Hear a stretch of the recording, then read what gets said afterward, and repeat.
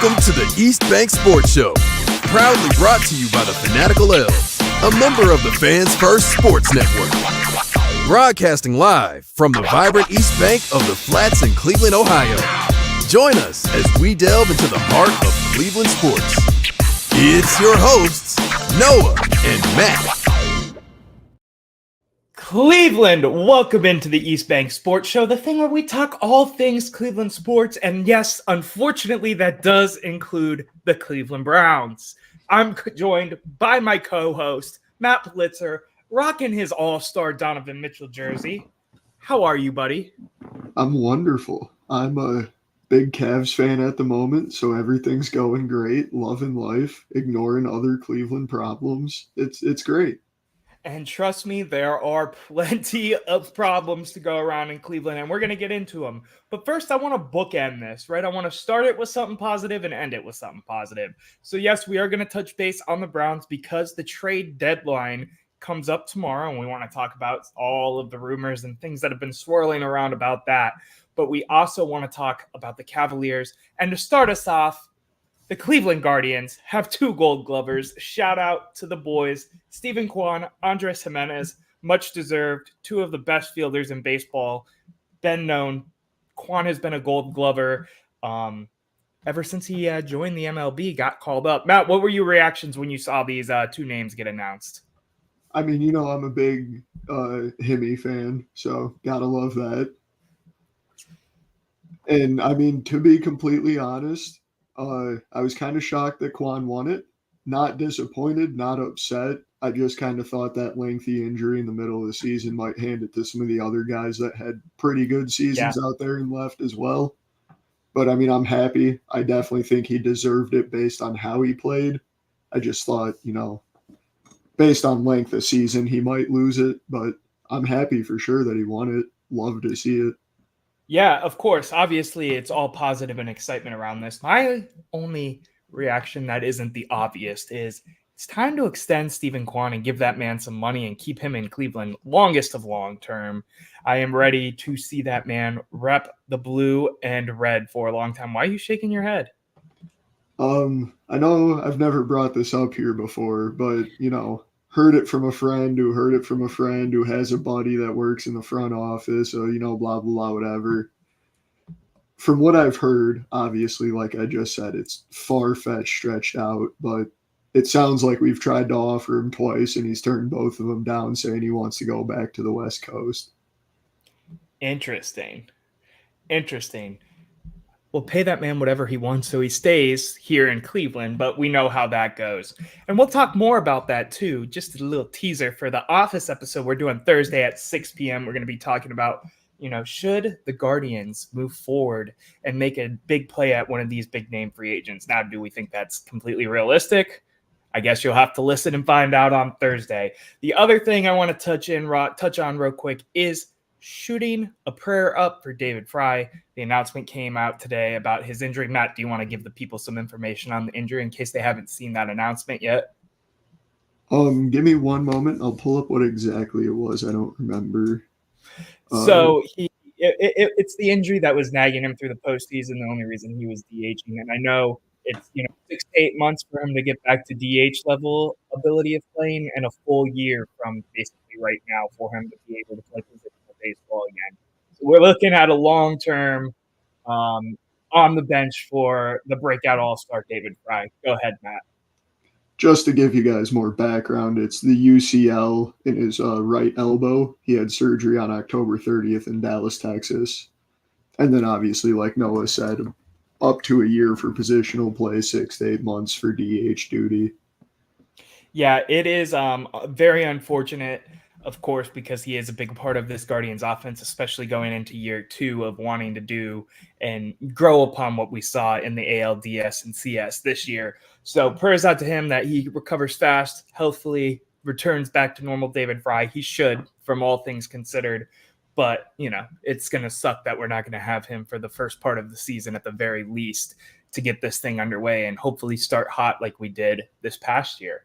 Matt, I want to move on to the Browns because we kind of have two topics to cover, and then we'll go back to the Cavs and be happy as we wrap this show up. I want to talk about something for a second because unfortunately I got suckered into the hype.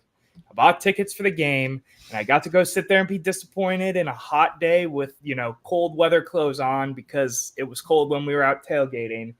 And now here I am upset again about the Cleveland Browns for no reason because this season has been over and we've been saying it's over. We get one game from Jameis Winston and we think we're back on Flacco Mania. Maybe I sipped the Kool-Aid too much. Maybe we all did. I was always still on the fence about it. But I went to the game. Jameis Winston looked absolutely horrendous. The offense looked absolutely horrendous. And it felt like the same old story, the same old song and dance we've seen all season, regardless of who's that quarterback now. So I got to ask you, Matt, does this game make you feel differently about Deshaun Watson, the player? Obviously, the player. Go ahead, man. No, not really. Yeah, I'm with you on that.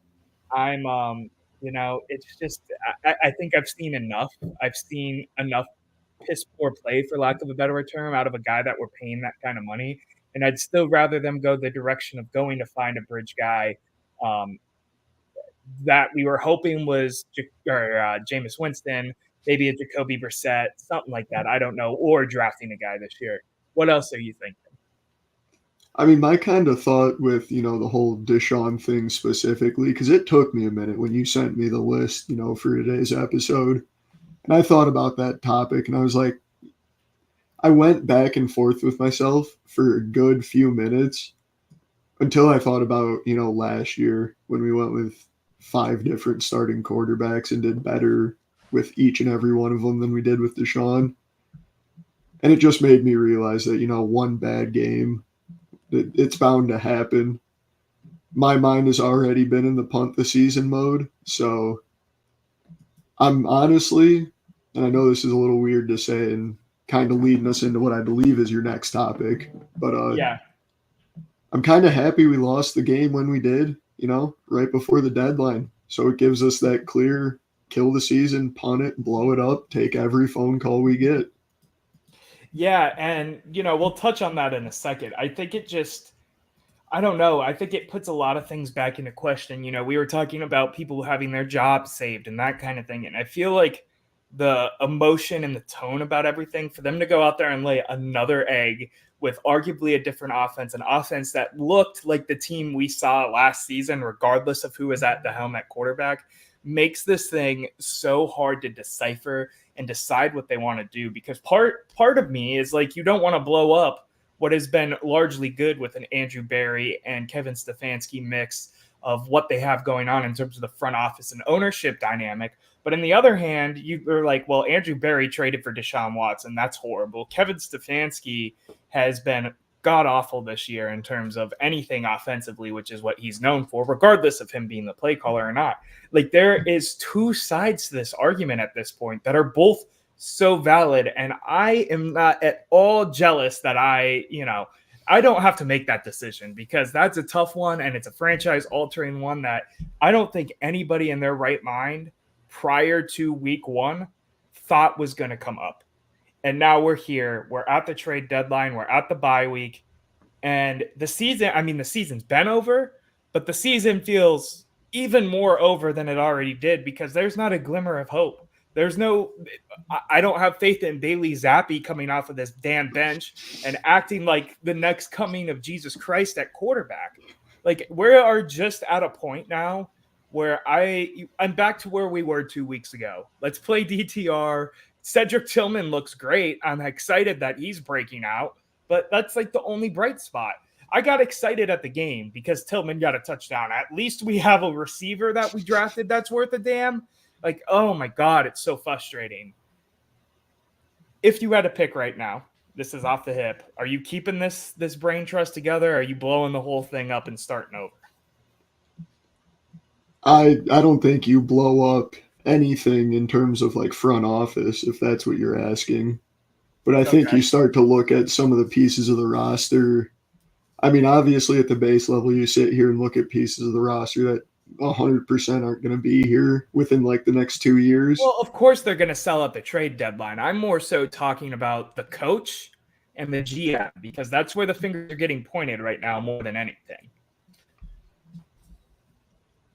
I don't think I would think it would be a bad decision to fire either of those two people. You want to keep them both? Yes. I think the pointing fingers calling for heads is, and this feels like a weird flip of the script here for a minute, and I'm not saying that I think that. I'm just playing devil's advocate, Matt. I'm curious. Yeah, go ahead. But I think that would be a severe overreaction. I mean, overall in general, we've been happy with their success and the way this team has trended. There's enough, suspicion, rumor, reason, belief that the Deshaun Watson call maybe was a little bit out of their hands. To me, to play devil's advocate, though, I don't know if it was this show. Was it this show that we were talking about that? If it was this show or The Office is what I'm saying. We were talking about that excerpt from 92.3 The Fan, where there were rumors that Barry and Stefanski convinced the Haslams into Watson, and they were happy with Baker Mayfield. Now, we're not going to go down that rabbit hole again, but there's that part of it too. Like, this whole situation is so confusing. I'm sorry to keep cutting you off. Continue with your take. And I'll boil it down to the simple, I think everybody in Cleveland, including, the front office, hopefully agrees that this Deshaun Watson experiment, dumpster fire disaster needs to be over. I hope so. I hope so too. And as long as that's the move we're making, I feel confident with Andrew Berry and Kevin Stefanski to get us right back to where we still have the core roster of an elite football team. We're so close, and we've shown that we can get there. We just need to be there consistently. And I think we can do it with what we have. I am curious because I am back on the fence in terms of all of this right now. I'm not, pulling either way because, I've been a hard Kevin Stefanski guy for a while now, and I've been a hard Andrew Berry guy for a while now, and I don't have – there are reasons, but in my mind, I'm not swayed enough to the other side to be like, yeah, it's time to let them go. I'm just curious to see how this season continues to play out, how that affects – general public opinion, as well as mine and yours as we continue to cover what's going on with the Cleveland Browns here on the East Bank Sports Show. We'll be right back with the East Bank Sports Show. We're going to cut to commercial break. When we come back, we're going to talk about the Browns and the deadline. That's the title topic of this show. And then we're going to talk Cavs because the Cavs are, in fact, 8-0. We'll be right back with the East Bank Sports Show after these commercial messages.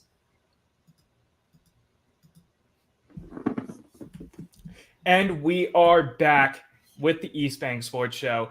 Just giving you a quick reminder, if you have not hit the subscribe button on our YouTube channel, please give us a follow over there at East Bank Sports Show, as well as on our Instagram and TikTok. We post content there all the time, shorts, that kind of thing. If you don't want to, if you're not breaking down the whole episode and you want to just watch bits and parts, I totally get that.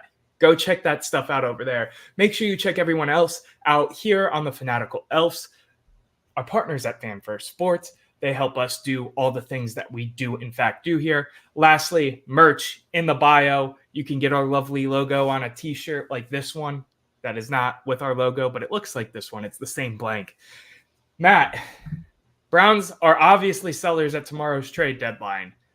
Do you think we see any surprise departures? Give me your thoughts. I don't really know what you consider a surprise departure. I think the most, hot take guy I wouldn't be shocked to see leaving Cleveland tomorrow would be DTR. You're leaning towards DTR, which is funny because my hot take was going to be that they're going to ship out Jameis Winston and roll with DTR the rest of the season. Allow me to change how I phrase that then, right? Okay. I think it is very, very likely that we will send a quarterback out tomorrow. And just in my mind, DTR seems more appealing. I see where Jameis, could go to a win now team that needs a quarterback that is decent or whatever. But I was thinking more so sending him somewhere that needs a backup. Maybe Dallas, for example, with Dak getting hurt. That's just me spitballing. That was going to be my hot take out of all the people I think we could see gone tomorrow. But continue. I mean, obviously, it's pretty much gonna happen. Zadarius Smith is heading to Detroit. I feel like That's been all over the news since yesterday during the game at this point, right? Yeah, I mean that's probably gonna happen. I wouldn't be shocked. Newsome, hate to say it, hate to see it. Goodbye. So I'm going to give you some pushback on this because I was in the same mindset. And there's a couple players like this that are now getting brought up that I don't think we're going to see move for one sole reason. And that is the term of dead cap. Do you understand how dead cap works? Mm-hmm. So for those who don't, dead cap is basically the money that still gets applied to our salary cap for the year, even if you trade a player because of, the guarantees in a contract or something like that. So basically it's paying for a player on your salary, even if you trade him. So unless someone's knocking at our door with a first or second round pick for Greg Newsome, I think he's staying because his dead cap hit is very high. That's the same thing with a lot of these players like that get mentioned, like Joel Bitonio, Wyatt Teller, even, who signed a contract extension. If someone isn't paying that premium level money, premium level draft picks, players, assets, whatever that is for these guys, I don't think we're going to see them move. Players, however, that I do think make sense. Njoku's another one, even though that kind of got myth busted pretty early this morning. People were talking about it on Twitter, and it came from Berea right away that they're not moving on from David Njoku. There's no reason for them to. They see him being a core leadership part of this. Zadarius Smith is one. I could see Elijah Moore getting shipped off because he's on the expiring year of his deal. Greg Newsome is on my list, and so is Njoku prior to that news coming out. I just don't think you see as many of these big moves that we're talking about. I think you start seeing some of the interior D-line go. A lot of these older guys on expiring deals as opposed to some of our younger assets just because of that dead cap aspect. Who else are you thinking, Matt? I mean, really, that was all I had in mind. The trade deadline is always so weird to me. Like 1 year it's so volatile, and the next it feels like two backups get swapped, and that's about it. Yeah, I think it leans, and it's going to be hard. I think you're going to see Zadarius go. I think you might see a couple defensive linemen go. The only way you're going to see someone big, big named on this roster, aside from like a Zadarius Smith, who's, younger players like Greg Newsome, is if someone's coming in and offering not the house, but you know what I mean by the house when I say that, a fair, exponential capital where it's hard to say no to sell really anybody on your roster when you're going to, at the very least, a soft rebuild. You know what I mean? Mm-hmm. Now, I do got to ask you this, Noah. Yeah. I'm sure you've seen it. I'm sure we feel the same about it, but I got to ask. Detroit calls Cleveland up and goes, hey, give us Myles Garrett. You get the second rounder. You get the 3 first rounders. You get Jahmyr Gibbs. Are you taking that? Have you seen that all over social media? Yeah, and I know it was a hypothetical trade, right? Like this wasn't something that was being floated around in NFL circles. I think it was like not even an ESPN, but like one of the smaller sports publications was listing it and, passing it around to see what Browns fans say. It's 100% hard to want to turn down something like that because that's giving a lot. But I've said this on The Office because Eric, who does The Office show with me over there, is a big proponent of, well, if someone's calling with 3 first rounders and for Myles Garrett, you have to take it. To me, Myles Garrett's at the level of generational player that you don't get no matter how many draft picks you get back, especially with his connection with the city now. I mean, I was just working the Cavs game. He was sitting courtside because he's a part owner of the Cavs. I just don't think you'll ever see that. I don't think Myles is even remotely worried about that. He's signaled that in some of his interviews with all the, hoopla and everything going around with how bad this team is this year. I just don't think you do it still at the end of the day, as tempting as it is. And if I'm Andrew Berry, I'm sitting there thinking about it and probably losing a little bit of sleep because it's like, damned if you do, damned if you don't. You're adding to your draft capital after you lost 3 first-round picks. but you're losing one of the best defenders in football, arguably eventually could be football history. You know what I mean? What do you think, though? No, I mean, I'm in 100% the same boat. He's a generational first ballot Hall of Famer. As long as he stays healthy, knock on wood, he will. He'll be in the conversation for one of the greatest defensive players of all time in my mind. Like, there's no reason to even consider it. Then in my mind, and I just want to pose this question, keep pushing the first round pick number up and up. At what point do you have to be like, all right, that's way too much? I mean, you could probably even just go to 4 at that point, and I think you have to bite, because 4 first rounders for anybody is, outrageously, just not ever going to happen in the NFL. We've seen 3 first round picks for potential all-star players. Shout out the Deshaun Watson trade. Unfortunately, you've seen that kind of trade happen before in the NFL. You're talking 4, 5, 6 first rounders for a guy. I mean, if you're getting that many picks at that point, it's the value proposition there is still, I mean, you're liable to hit on 2 of those first rounders or 2 of the picks you get. I think after you hit 4, you probably would be stupid not to, but I don't think that happens either way, regardless. Yeah. Matt, you got anything else you want to talk Browns before? Any more questions? This is fun. I like you put me on the spot sometimes, man. I figured I'd flip it. No, please do. Bring more of that energy. I appreciate it. I'm here for it. Cavs are now 7-0. Actually, let me edit that because I worked a game today where they, in fact, went 8-0. Cavs are now 8-0. Are they the team to beat in the East? Matt, I know you didn't get to watch the game because you did not have access to it today, but what do you think? The Bucks did almost beat us today without Giannis, and they almost beat us at home, and I believe Giannis did play that game. What are your thoughts? Are the Cavs the team to beat in the East right now? 8-0, best record in the NBA. I think it's too early to, confirm that 100% in the season. But if they keep up this pace, they're going undefeated. So obviously, yeah. I mean, so obviously they're not going to keep up this pace. But I think they're very much becoming the team to beat early on. You could say Boston just because they're the defending champions, but this is what this Cavs team, in my mind, always could have been. And we have, Coach Kenny Atkinson to thank for that. I wanted to pull up some more stats just to talk about this for a second, about how much better they are offensively. Obviously, it's an 8-game sample size comparing it to last year's full 82 games with injuries and all of that. But I do want to still point out the jump that this team is seeming to make right now offensively. We're 112.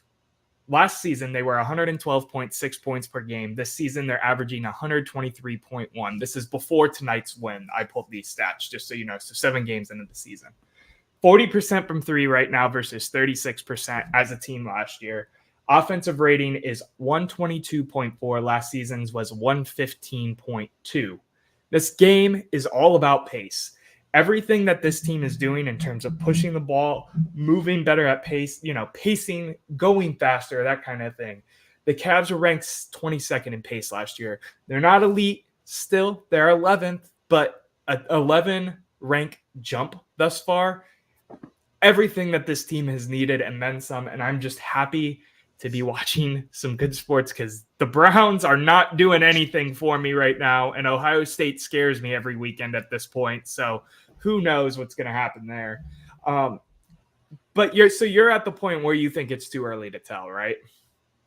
Yeah, I mean, I think like what you were just saying, we're 8 games in, but I think the other thing, which I don't want to bring this up because I think about last Cavs season, and this is kind of all me and you talked about. But we're 8 games in with a brand new head coach, and it already feels like this roster has gelled significantly better over the offseason and in through these first 7 or 8 games. Yeah. That it's only going to get better with a new head coach as they get more comfortable around each other, blah, blah, blah, all of that fun stuff that everybody says in this situation. I mean, I could see this team getting even better, which is kind of scary. Yeah, I mean, we're still talking. This team is missing their starting small forward right now. Max Strus is still out. He is an offensive addition to this team most of the time. Obviously, he's the 3-and-D guy for this starting lineup.